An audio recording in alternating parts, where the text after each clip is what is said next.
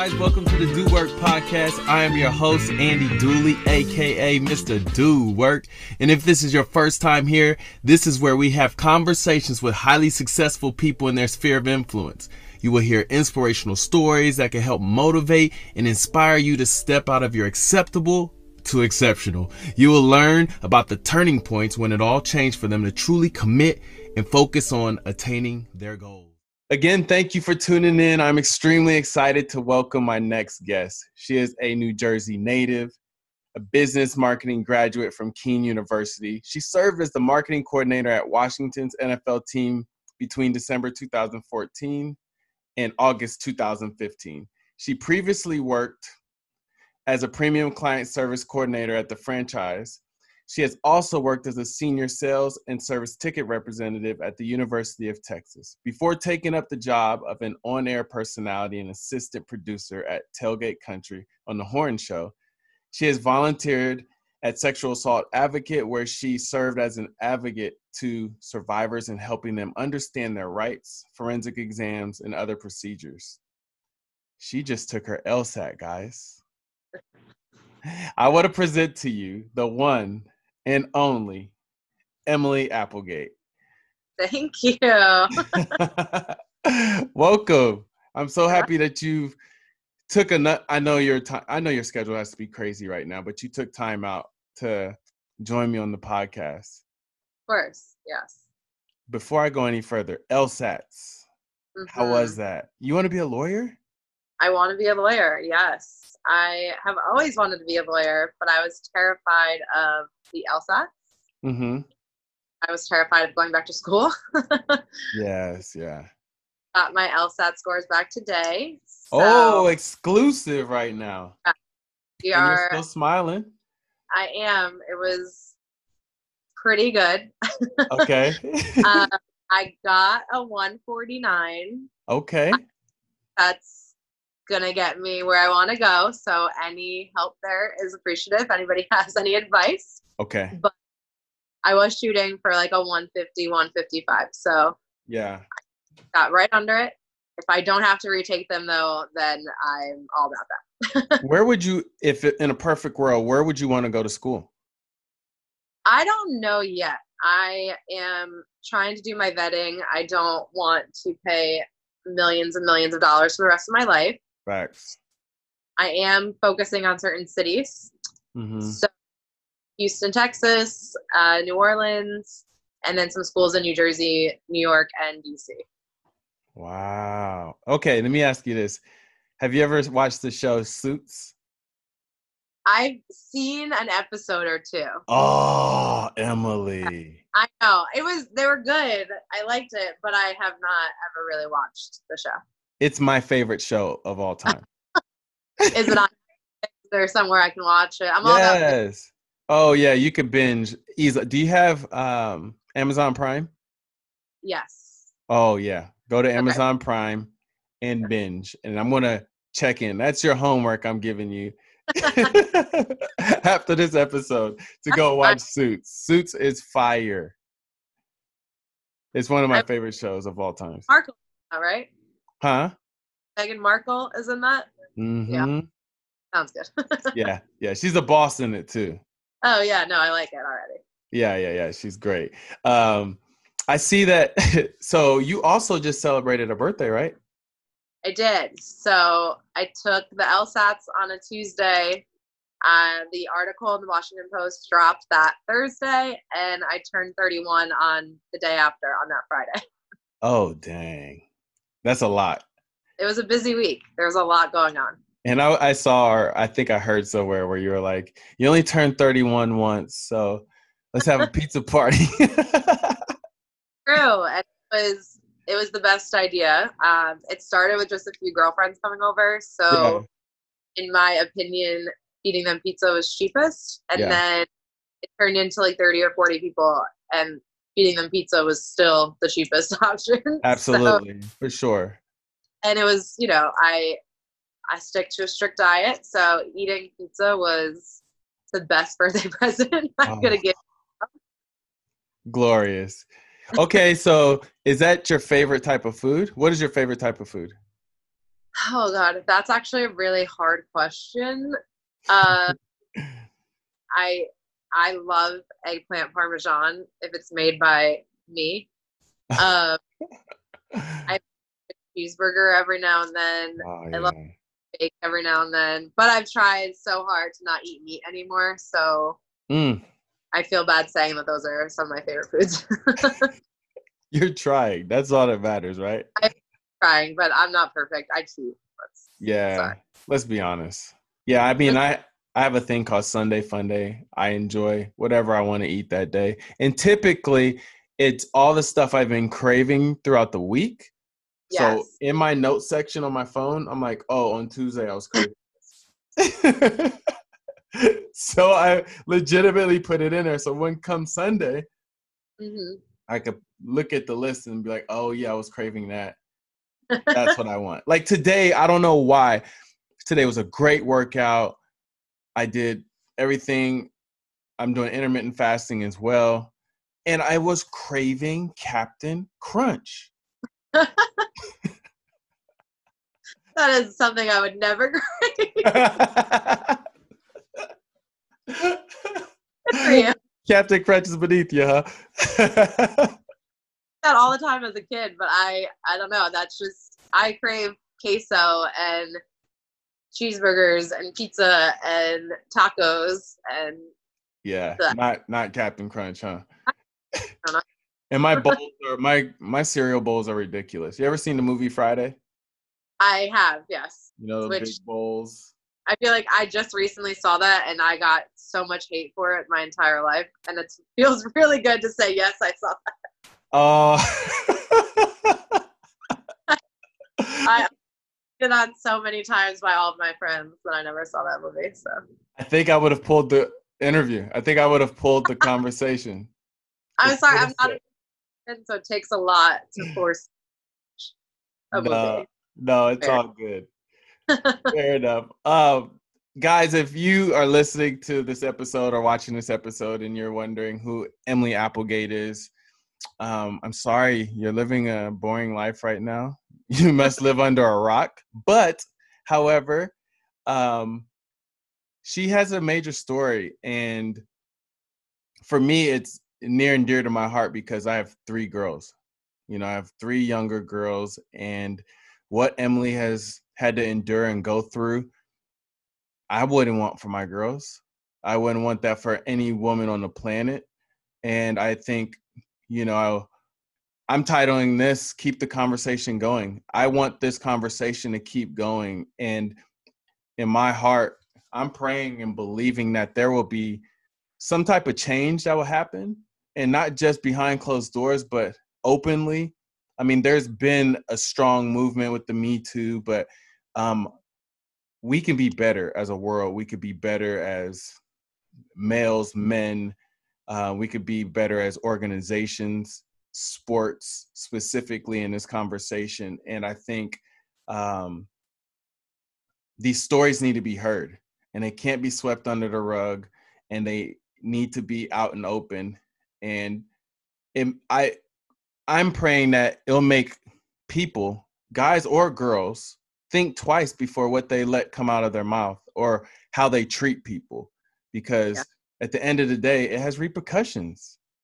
The way you treat people have repercussions, and it's not cool if you don't, respect other people. And Emily's story is, powerful and amazing. And I mean, right now, I want to read just a little quote from her that she said in the Washington Post interview. And it goes as follows. She said, Applegate described her 19-month stay with the NFL team as the most miserable experience of my life. Applegate said the fear of jeopardizing her career was the primary reason she and others did not speak up about the incidents of sexual assault before. I needed to keep my job. When it comes down to it, 98% of people make decisions on stuff like this based on needing to keep their jobs, which is why this stuff goes on for so long. And I can only imagine, because I am a product of my mother actually being sexually harassed at work. And it was by a man that was close to our family. And he actually would, try to support me and my brother with sports and AAU and basketball and stuff like that. So someone that was close to our family and then had the nerves to sexually harass my mother. And so that almost tailspin and set me into a really bad place. And I almost did something that could have altered my life. Mm-hmm. And it was tough for my mom to even say anything. So the fact that you have stepped up, Emily, I applaud you, and spoken out, because there's 15 of you guys from what I'm seeing. Yeah. And I'll let you explain more if there's more or not. But yeah. What was it that made you say, you know what, I'm going to speak up and say something? Yeah. Well, I mean, there's definitely more than just the 15 that's critical. And I mean, I've had conversations with a lot of women now since the article came out that I had never met before. I didn't even know if they worked for the team at any point in time. Yeah. But their stories with me, and we're definitely looking to talk about that more in the public. Yeah. But to come out and go on record was always a really easy decision for me. Mm-hmm. The Washington Post reached out to me like 2 or 3 years ago, and when they asked me if I'd go on the record, I said yes, because at the time I was so angry. Right. And I was angry that I had to leave a NFL team, and I went to the University of Texas, and not that they're not a great program. I mean, in college sports, it's one of the best athletic departments in the country. Right. So, but it also derailed my career because I was looking to plan events, and when I went to UT, I was back in sales, and that's not what I wanted to do, but I didn't have really much of a choice. So I was angry still when they first reached out to me. But then by the time, a month or so ago, when they reached out and said, we're actually finally going to publish a story, somebody's going to finally care. They re-asked, they're like, are you still okay with it? I said, yeah, of course. I'm not angry anymore like I was, but I experienced so much more since then. Yeah. That led to my decision. I had 2 more bosses in sports that were just as bad when they were belittling me, and didn't really feel like I had a place to be there because I'm a woman. Mm-hmm. And then I was volunteering at the organization SAFE. So I was working with women and men that were victims of sexual assault. Mm-hmm. So they, to me, were so brave by sharing their stories with me and nurses and police and attorneys and things like that. So for me to share what happened to me, it wasn't even equivalent. So they were braver than I was. So I just felt like it was still really easy for me to kind of put my name out there. Yeah. In the meantime.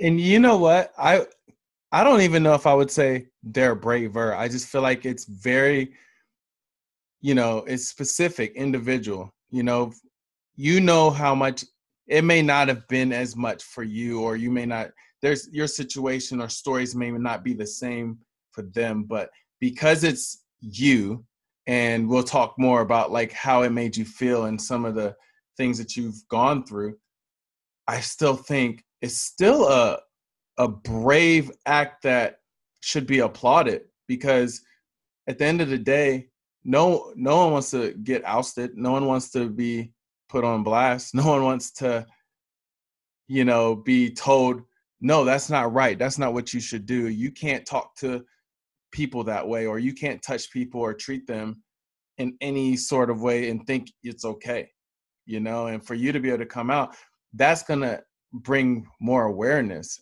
I was watching the gymnastics show on Netflix, about all those. Yeah. Oh my gosh. And again, my common denominator goes back to my little girls, and my girls are athletic already, and even asked me about gymnastics.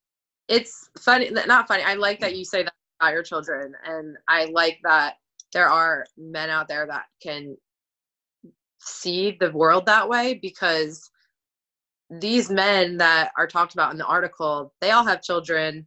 I'm almost positive they all have daughters. Wow. The fact that they were not able to think, I would never want my daughter to experience this, is just, it's crazy to me. And I saw the recent quote by Congresswoman AOC, and she was saying, like, having a daughter does not make you respectable. Sure. Having a, I mean, you know, being a good human and actually respecting women is what makes you an ally. So good. And I've heard people say, well, what do you mean? I have a wife. I love women. I have a wife.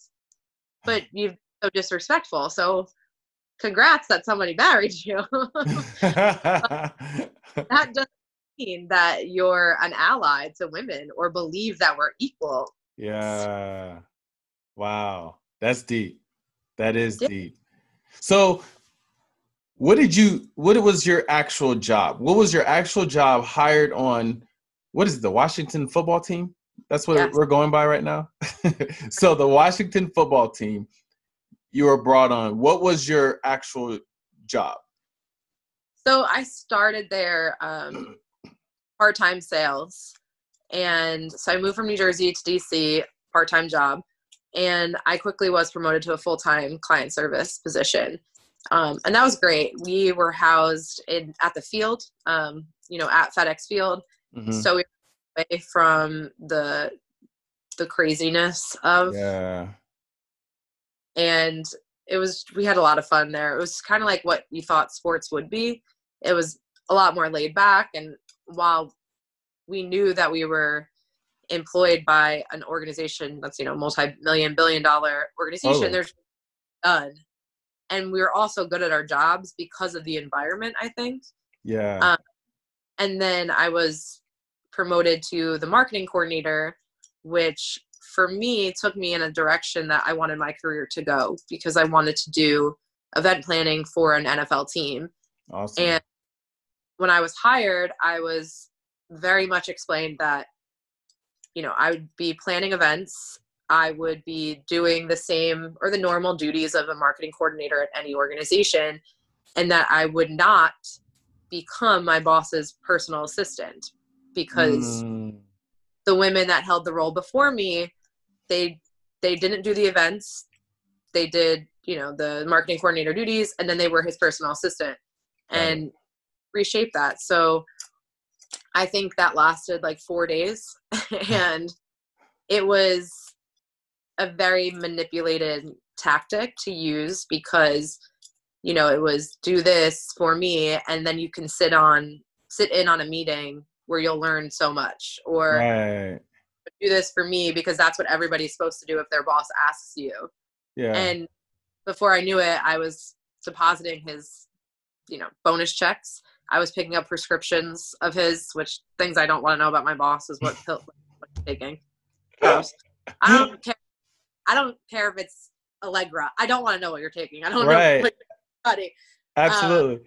Yeah. So, you know, I still have, you know, a lot of personal information, because he would have me filling out paperwork that was attached to him buying a home. And like, I saw, you know, he said that he doesn't remember who I was, which is bold face lie. Right. Yeah. Somebody with your social security number and your credit card information and this and this and that. Yeah. If you forget who they are in a year, you know, it just. Yeah, for sure. But that, again, like, kind of to me just shows the type of person he is. Mm-hmm. You know, there was no accountability. There was no apology. It was just, I don't know who that is. So your job changed within days from what your job description was going to be. Correct. And so then what was your day-to-day experiences like? Like, with that being the most miserable time, what was some of the traumas? What were some stories? Just flat out let us know what you went through. There was a time where he was meeting with Bruce Allen and other high-level executives in Bruce Allen's office, and he was asking me to print a map of the stadium out so they could kind of get a visual for what they were talking about. And it wasn't printing correctly. And I'm doing exactly what he's asking. Print it landscape, print it this, take the margins off, simple things. Of course. Coming out the way that he envisioned. Yeah. And that he screaming at me, calling me effing stupid. I'm too incompetent to work a printer, but I'm doing word for word what you're asking. Mm-hmm. And I'm now leaving Bruce Allen's office with tears coming down my face. There was a time driving home with my roommate, and he had dinner plans at Joe Theismann's restaurant. Yeah. And got pretty close there. He couldn't physically see the door to the entrance, so he thought he was lost. Okay. And screaming at me on the phone, telling me how stupid I was because I didn't print out the correct directions. What? This is 2015. You have a cell phone. You just got to put. I was just gonna ask. Do you not have maps? Exactly. To the front door. It turned out he was right outside. All he had to do was look to his right, and he would have saw awning that said Joe Theismann's in big letters. Right. And I remember my roommate being just like appalled. And from that day, she was a little scared of him because she was like, is he going to ever react? But then there was, the times where he just flat out would be hitting on me and asking me to wear a shorter dress to a different clients so they had something to look at, or asking me if I ran extra miles because my body was looking better, or to wear higher heels. I wasn't allowed to wear flats in his opinion because the heels elongated my body and it made me look better. He used to call me a racial slur or a derogatory slur in Yiddish. So there's a lot of things on a daily basis that would happen. So when you're getting told how to dress, he's saying these things and, basically judging you and telling you, and like, you need to wear a shorter dress for your appearance. How are you feeling in these moments? Like, take me through your mindset. I'm standing there and you're telling me I need you to basically be more sexualized for these clients. What is going through your head? I mean, it's embarrassing to say the least, because, you're not really consenting to it. Yeah. If you're in a situation where you're consenting to be, sexualized, it's okay. Right. If you a fitness or a bikini model or just a regular me on Instagram and you post a bikini photo, you're asking to people to say things about you. And when I'm at work in a pencil skirt and a blouse, I'm not asking you to compliment my body. Mm-hmm. I'm not to use me as bait to impress clients. It's so it's unprofessional, it's disgusting, and it's degrading. Yeah. So, you're feeling embarrassed, you're feeling degraded, you're feeling stupid because, you're like, do I have to do this? Is this what I'm supposed to do? And you have that there's 3,000 other people waiting to take your job. So you walk around in the really uncomfortable high heels because you're scared somebody else is going to come in and take your job. Because you have bills to pay. Exactly. I can't quit. I can't walk away from my responsibilities financially. I have to pay rent. I have to put food on the table. I have to put gas in my car. And in the sports world, unfortunately, those of us that are not top level executives are making very small amount of money. I was living outside of Washington, D.C., which is one of the most expensive cities in the United States. Yeah. And I was making $33,000 a year, which amounts to $1,400 a month after taxes. My rent alone was $750 for my share. So, you can do the math. Totally, yes. So there was no savings account. There was a lot of credit card debt that I'm to this day still paying. Oh. And you do it all because you really have this dream and you think because you're being told that this is the only way. This is what happens and this is what will get you to the point in your career where everything's great. But yeah, I mean, so far from the truth. Right. Yeah. So, wow. So you're already verbally getting berated. You're going through getting yelled at, getting called slurs, racial slurs, cursed at the same time getting hit on. That's challenging because now, okay. So here's a question I have.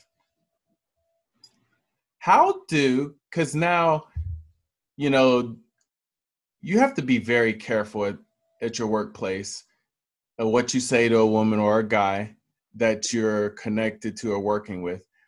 Now, you've heard of a lot of workplace romances, and like a lot of couples that became together from working because you're spending hours upon hours with each other on a regular basis. How do you decipher between creepy,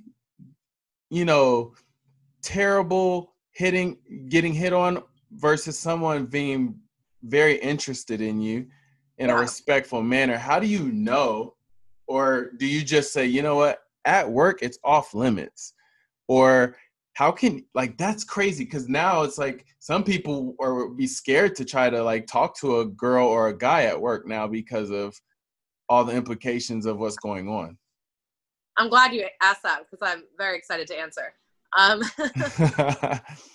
It all comes down to consent. And if you're interested in somebody at work and if you're flirting with them, you obviously can tell if that person is flirting back with you. Right. You can tell if that person is flirting back with you for the right reasons, the wrong reasons, or you can tell if that person is like, stop, Yes. If I out tell you that you're being inappropriate, you've already gone way too far. Mm-hmm. And I'm all for meet whoever you do, whenever you do, be in love. Congratulations. Right. I dated, worked with from the team. Yeah. We met social setting, not at work, but at a work event. Yeah. Obviously hit it off and dated for a little while. And it happens all the time. It's, that's okay because we're two consenting adults. Right. There's a time where somebody's not consenting to a relationship or a situation or something that's happening verbally. That's when you need to stop. Yeah. I say it all the time. Sex workers don't deserve to be raped or sexually harassed because of what they do for a living. Mm-hmm. Any and Sports Illustrated models or fitness models or sports bras don't deserve to be harassed when they're at work because of what they're wearing. They're there to do it. Yeah. I post a bikini photo on Instagram. I don't deserve to be sexually harassed in the workplace because I did that. Yeah. It comes down to consent. And I don't think that is a hard thing to figure out. You know what? Yeah. I wanted that to come out of your mouth because it's at the end of the day, you're a human being and you can feel a vibe. Like, no, she's not into me. So let me just chill out. like at all. And I've read some of the stories of some of the girls that work there. They were being touched and grabbed. And how is that? Obviously it's not okay, but is there HR to go to? What do you do in those scenarios in a situation like that where someone invades your space and invades your space and, speaks a certain way towards a body part on you or touches your butt? Like, what do you do there?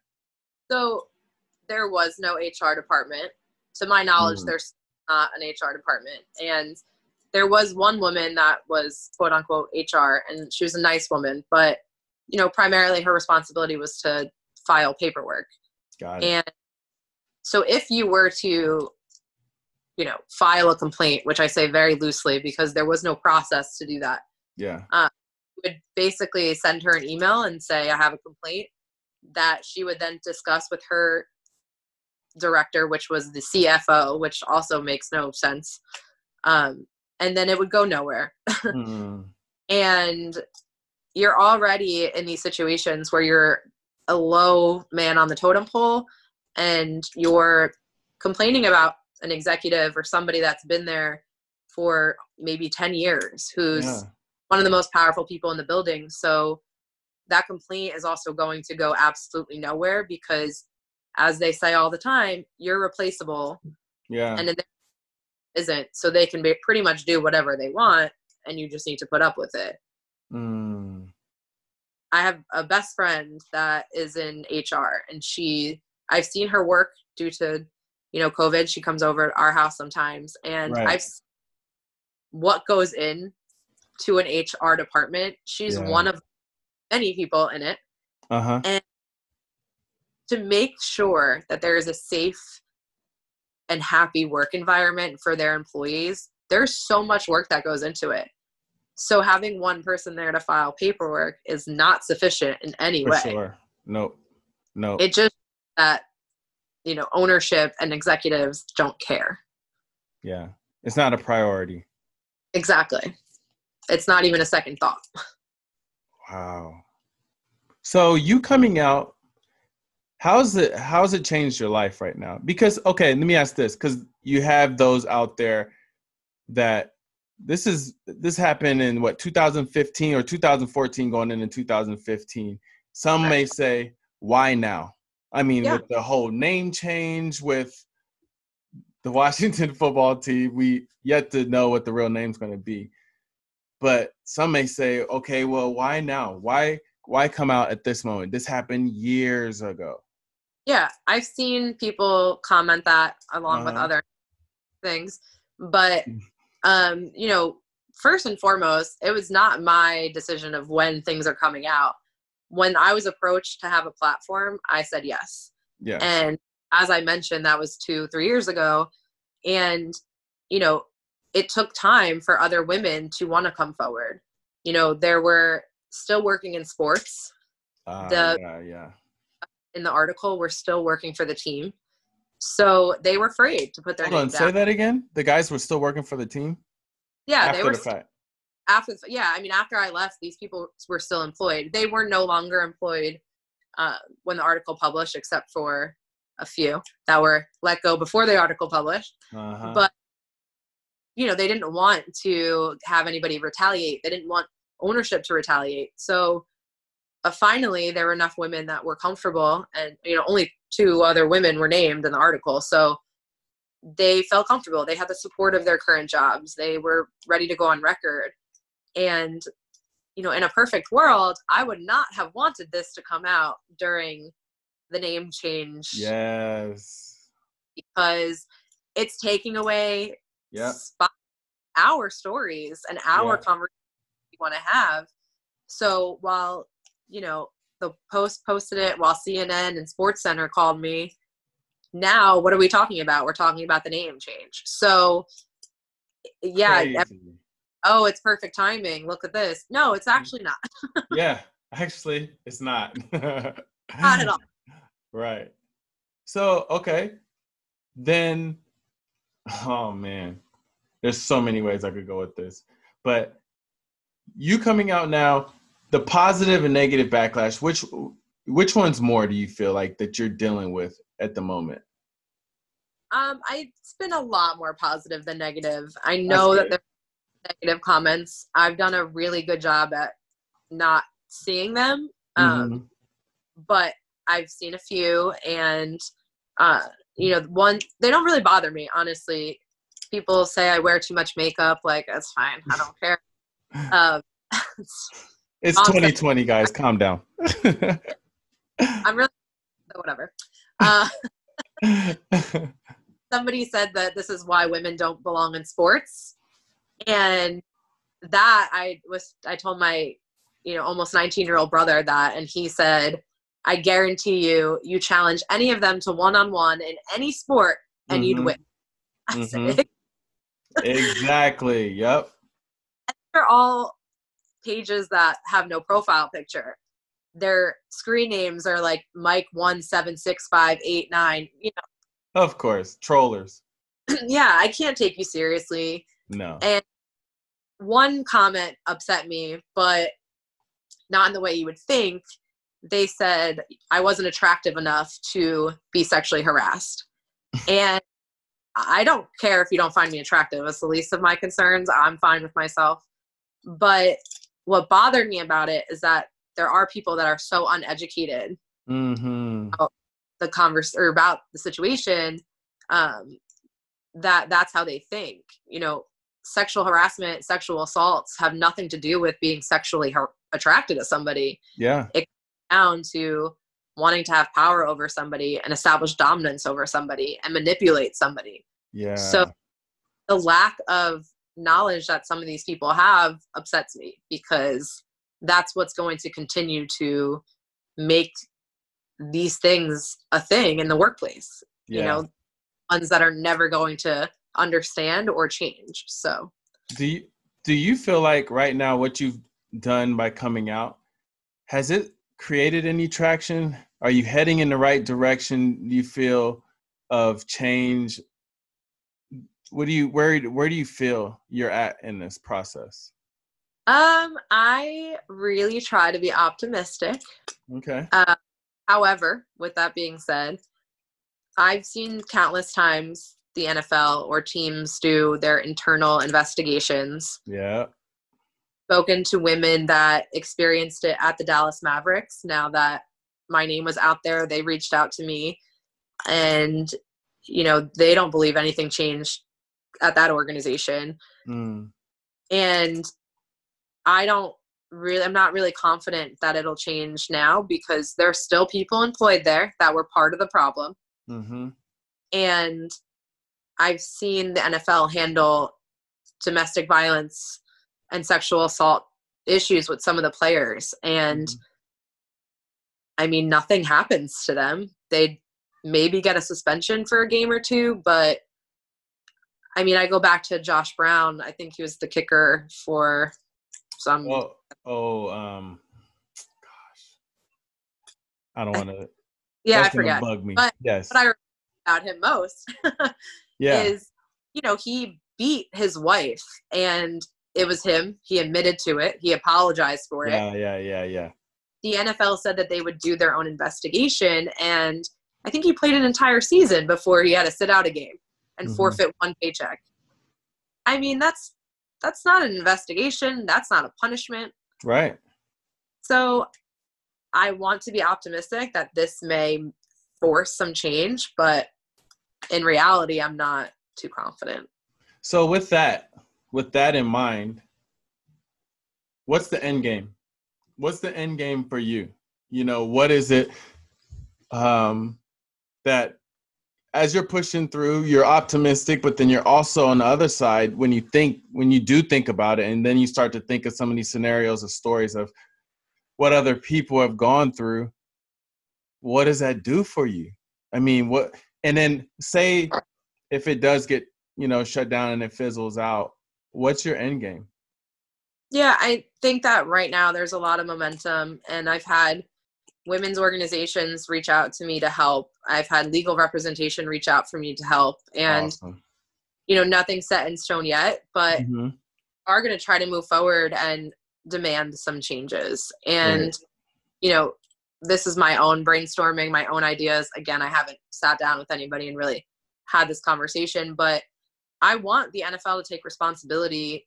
They have the power to tell these guys what to do on Sundays. They're able to oversee a lot of things. So why not overseeing 32 HR departments? Yes. Yeah. I don't understand why if I don't feel comfortable being able to file a complaint in my workspace, then maybe I have somebody at the NFL that I can go to. That's great. Got to be something that they do. And I mean, if nobody ever wants me on their podcasts again, or, you know, CNN never calls me again, is fine. But I'm going to do what I can, you know, in my community and with my small little reach that I have to just try my best to make a change. I even thought about it too. I was like, you know what? If all else fails, she should start a podcast called Continue the Conversation. I used to think about that all the time. I am so focused on law school right now, and I know that right now that is going to be the way that I can help the most in the long run. So right now, I do podcasts and I can do my little advocacy work in my community, but years when I can practice law, that's when I'll be able to make the biggest difference. So, and you know what? I will step in the optimistic lane and hope for the NFL to try to get in front of this, because they missed the ball with Kaepernick. I'm going to tell you that right now. They missed the ball with Kaepernick. Now you are fine with NFL players kneeling. Now you want to kneel with us. You missed that. Straight up. And the negative backlash that you stood up there and didn't understand the seriousness of it. And then it took a movement to really, after the passing, I don't want to say passing, the murder of Floyd. I mean, after that spark and everything going forward from there, now you want to kind of get alongside us. I think right now, NFL needs to get alongside you, hear you out, and you take your dreams, wishes, stories, because I really feel like your heart is to really make an impact and help the future women like you. Correct. And to, literally try to stop all this, because this is just not right as a human being. Guy or girl, it doesn't matter. Man or woman, doesn't matter. Whatever age bracket, it does not matter. We're all human beings. And at the end of the day, we need to be treated as such. And so if the NFL, I'm going to just believe and pray that the momentum will be so huge. And I'm just speaking this out for you in the sense of that the momentum will be so huge and powerful that people will see, and people with influence and money and power and be able to do whatever they can to come alongside you and get with the NFL and say, hey, HR in every single place, we need to make sure it is taken extremely serious so that years after something more serious doesn't come out. And then, Emily was just talking about what she went through and you did nothing. Yeah, exactly. You're right. They shouldn't wait for something terrible to happen. Right. And this is the opportunity for them to make sure that actually never happens. And it comes down to them caring. If they don't care, they're not going to do anything. If they're not getting pressure from athletes or sponsors or things like that, I don't feel like they're going to do anything. So, but instead of waiting for all that to happen, why not just get on the right side of it? And 100%. Yeah. It will be so much easier to fix than out of hand more than it already has been. Yeah. And then we won't have as many casualties. Exactly. I think, maybe can get a career in sports one day and not have to worry about all. Absolutely. And then me not have to worry about having to pull out a shotgun. Because, dear God, I'm telling you what, no way. Emily, I just wanted to tell you thank you so much for, taking the time out to spend with me on the podcast and, share your truth. And obviously, no one wants to go through what you went through. And to be honest, I feel like the public and people in the NFL is lucky they didn't get the 2015 version of this.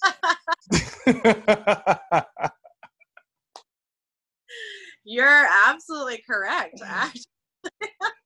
I'm just saying, it would have been guns a-blazing. They're lucky I aged. I matured a little bit. I can hold my tongue a little bit better. Absolutely. I don't have Jersey added. Well, I do. I'm not even. Say that again? I was going to say I don't have the New Jersey attitude, but I do. Yeah, do. It is what it is. But at the end of the day, it's apparent you're a sweetheart, and I'm sorry that you went through all that. And you know what? I saw it. It touched me. It bothered me. And honestly, I was like, I'm going to reach out to her. But then I was thinking, oh, I'm sure she is getting flooded right now. And then you responded back to my Instagram. What made you respond back to me? I actually have tried so hard to respond to anybody that messaged me with support, a woman that messaged me with her experience.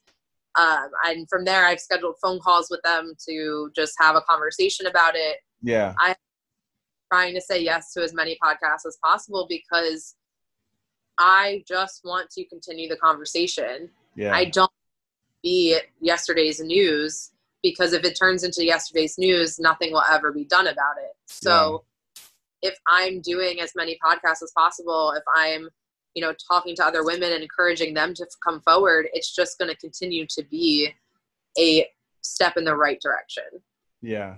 And I think you're a catalyst. And I think obviously there's so many reasons why some women don't come forward or won't come forward.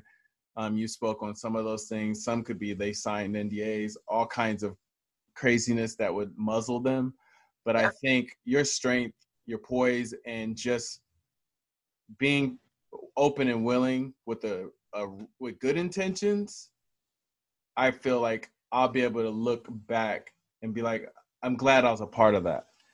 I was glad I was able to support her in any way I can by giving her a voice to mine. I appreciate that so much for anybody that, takes some time to talk to me about it.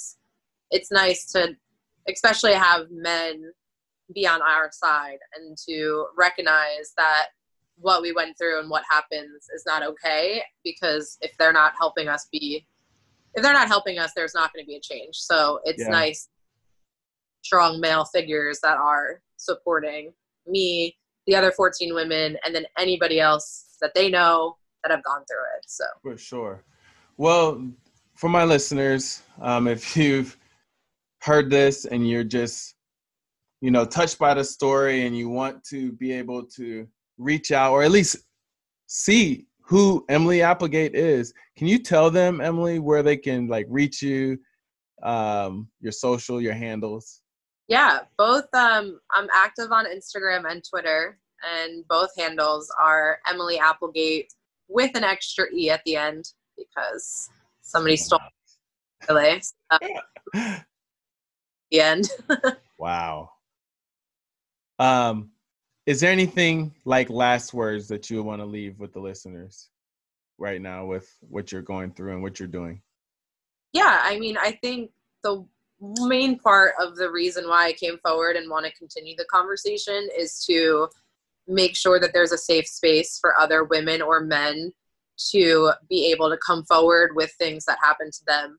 And sometimes, it might not be your HR department, but there's always community efforts too that I think a lot of people don't know about. Like I said, I volunteered at a place called SAFE, and that's in Austin, Texas. They, support all of Travis County down there. And there's just so many different outlets. I'm an outlet. I'm not a therapist by any means. I don't know everything in the world, but I'm open to having these conversations. And it's important to step forward and step up. But also at the same time, we understand that there's so many reasons why maybe you can't, or you're scared, or whatever the case may be. But, if you're going through something like that, there's always people to help. And I wish I knew that when I was going through it. Mm-hmm. I really didn't. But I hope everybody else knows that there is other people out there that are able to help you out.